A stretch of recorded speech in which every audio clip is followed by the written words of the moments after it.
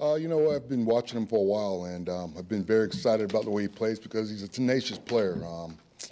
You could tell his passion for the game. He likes playing football, and I think he's a real guy in the aspect of he checks all the boxes as a football player. Everything that his makeup, his personality, how he goes about being a professional.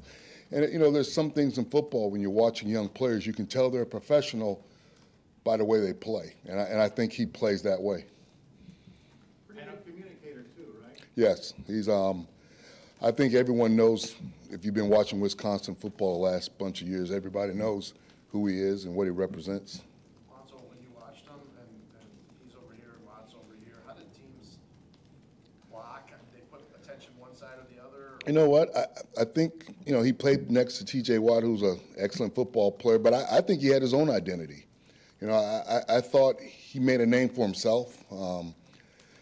He's been a very durable player. He's played a lot of football at Wisconsin. I think he's played as many football games as anyone in the past 10 years at Wisconsin. So, he does a lot of good things on the field.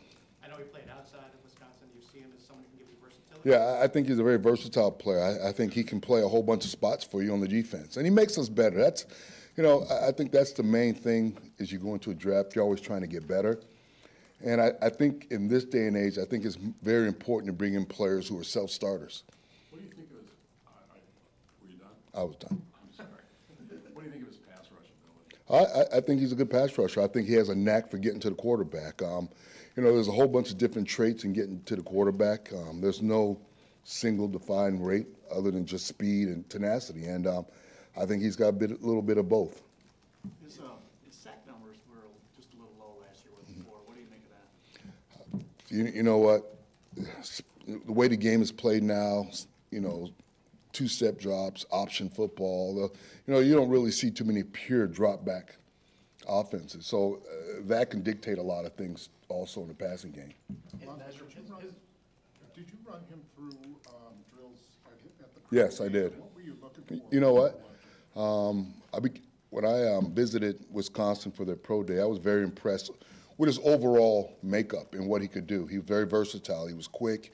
He was athletic, very flexible athlete. And I liked the way he went about his business at the pro day.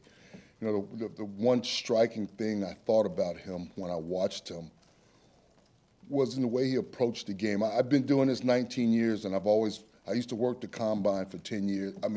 10 years down on the floor with athletes. And I've always watched how they approach the game. And I've been, when you watch Adrian Peterson, you watch Clay Matthews, you watch all these guys, you watch how they approach the workouts.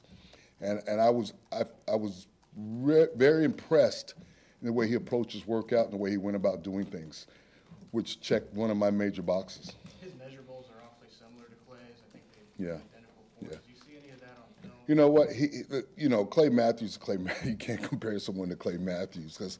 But I think he'll have a role. I think he'll do a lot of things. I think he'll help you in special teams. And I think he's one of those guys you call fly and shoot. He's going to be ready day one. He's going to come in and compete and find a role for himself. And we'll maximize what he does best. I know you said he's versatile, but is he an outside linebacker to start with, do you think? I would think so. I think you start him at outside linebacker, and then his ability will take over from there. Because of the proximity from here to the campus, does the evaluation of a guy like Biegel or any Wisconsin product unfold at a different rate because they are so close to you? No, you know what? It's in this game, it's weird because when I was at the University of Miami in college, we never had any players at the Dolphins. We used to always wonder, people used to always say, how come the Dolphins don't take any Miami players? And it's just one of those things. If I'm sure if J.J. Watt was there at a certain time, we would have taken him. Or it's just how it falls to draft sometimes. Some things you can't help. Hey, Alonzo, I know Ted makes the final call. Mm-hmm. I also know your track record of guys you've kind of unearthed, et cetera. When you run him, though, through the drills in Madison and you get to know him, what's the dynamic in the draft? Like, obviously Ted likes him too, but do you push for him? How does it work? You know what?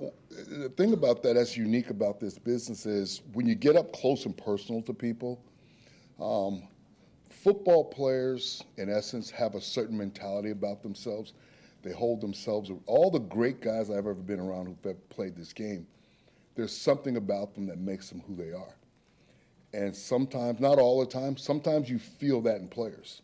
You know, you go to a school and you watch this guy's professionalism, how he approaches and his demeanor and all that kind of stuff, and he's been a good football player on film. And when you put all that together, you go, man, this guy, there's something about this guy. And you know, and I'm not just saying that about Biegel, but that's just for the whole process in this business. So did you feel that like about Driver when you found him? Or? Well, I don't. First of all, I don't find anybody. Packers tell me where to go to a school, and I go there, and he happens to be there. So I was fortunate, you know. So, and but what I'm trying to say is that when you work out a kid like Biegel, whose intensity level is up here, who plays hard, who does all the things, then you measure him, and he runs well, he does this, you say, you know what, we might have something here. Did you think he was going to get selected yesterday? No, honestly, I did. I thought he would. I thought he would go a little bit higher than where we got him. I'm glad he's where he was at for us, you know. And he, you know, I'm hoping he has a great career here and he makes us better. Alonzo, you guys have made some investments in the linebacker group in the fourth round. You know, Bradford, Martinez, Ryan, and now Biegel. How important is it if you want to be a good defense that those fourth round guys really have impact? They're not first or second guys. But Well, I just saw a stat on ESPN, and they said that 65% of your roster is third, fourth, fifth, sixth round draft picks. Everyone gets excited about the first round pick, which is 14% of NFL rosters. The second round pick is like 20-something% of your roster. Well, the majority of your roster is going to be third, fourth, fifth, sixth, seventh round picks. I think those rounds are the meat of your team. I think if you're going to be a good team, you have to be successful in those rounds. And I think why the Packers have been successful over the last 10 years is when you look back at our drafts, we've had players in those rounds that have been very successful and have developed into good football players. And a lot of the teams you watch around the league who haven't succeeded year after year, you look at the bottom of their drafts, hasn't been successful. And one of the things Ted Thompson is probably one of the best at in this business is the third, fourth, fifth, sixth, seventh round draft picks and free agents. And I think that's the combination you need to succeed. As you get to those middle and later rounds, do potential special teams contributions become more part Well, of the conversation?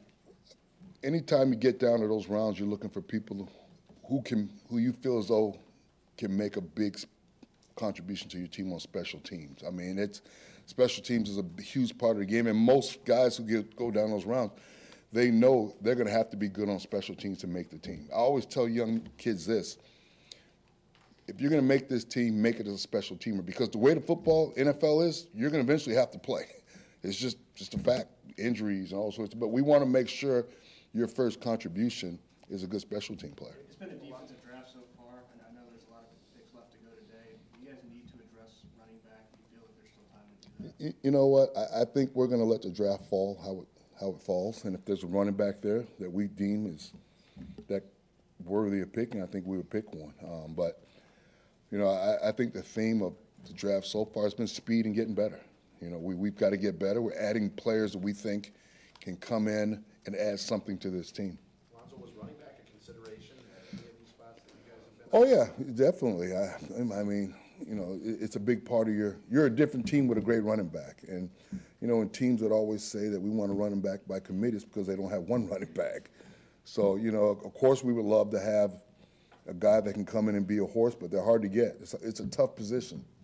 Alonzo, with talking with Biegel at UW Pro Day, you get the sense that guys kind of rally around him? Yeah, I did. Yeah. I could tell he was a leader the moment he walked out there on the practice, at the work pro day. He, like I said it earlier, he conducts himself like a real guy. And I was impressed with that. Alonzo, were you guys entertaining trade offers? Were you close on anything, or were you pretty married to this guy? Yeah, I mean, you know, people always suggest. When you own the first pick in the fourth round, you're going to get a lot of trade offers. But I think Ted wanted to pick this guy. I think Ted thought this guy could add something to the team. And if you know, sometimes when you trade, you lose out on a player you wanted. So I think Winston Moss is excited about him. Coach McCarthy's excited. Ted's excited about him.